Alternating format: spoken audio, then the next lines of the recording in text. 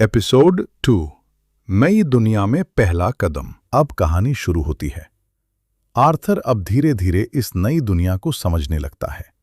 वो देखता है कि उसके माता पिता रेनॉल्ड्स और एलिस उससे बहुत प्यार करते हैं। लेकिन आर्थर कोई सामान्य बच्चा नहीं है।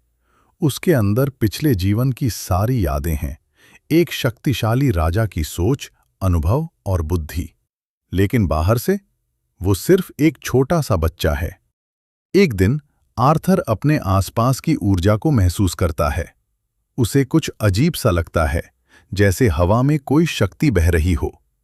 धीरे धीरे उसे समझ आता है कि ये माना है। इस दुनिया में लोग मैजिक का उपयोग करते हैं।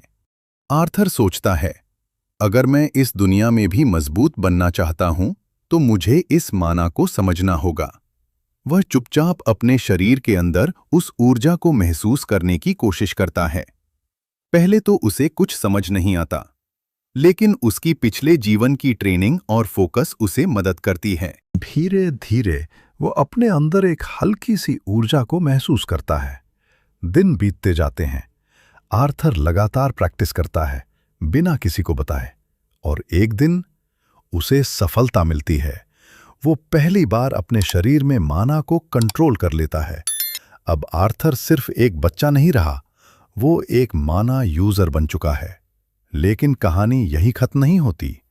आर्थर अपने माता पिता को ध्यान से देखता है। उसे पता चलता है कि उसके पिता एक एडवेंचरर हैं, एक फाइटर, और उसकी माँ भी हीलिंग मैजिक जानती है। आर्थर समझ जाता है, मैं एक ऐसी दुनिया में हूं जहां ताकत ही सब कुछ है। अब वो फैसला करता है, इस बार मैं सिर्फ एक राजा नहीं बनूंगा, मैं सबसे शक्तिशाली इंसान बनूंगा। धीरे धीरे आर्थर अपने शरीर को मजबूत बनाना शुरू करता है। वो अपने छोटे छोटे हाथों और पैरों से ट्रेनिंग करता है। लोगों को लगता है कि वो खेल रहा है, लेकिन असल में वो अपने भविष्य की नींव बना रहा है। एक दिन उसके पिता उसे अपनी तलवार दिखाते हैं। आर्थर उस तलवार को देखता है और उसके अंदर कुछ जागता है। उसके पुराने जीवन की यादें, लड़ाइयाँ, रणनीतियाँ, सब कुछ वापस आने लगता है। अगर आपको ये स्टोरी पसंद आई हो तो चैनल को सब्सक्राइब करना मत भूलना।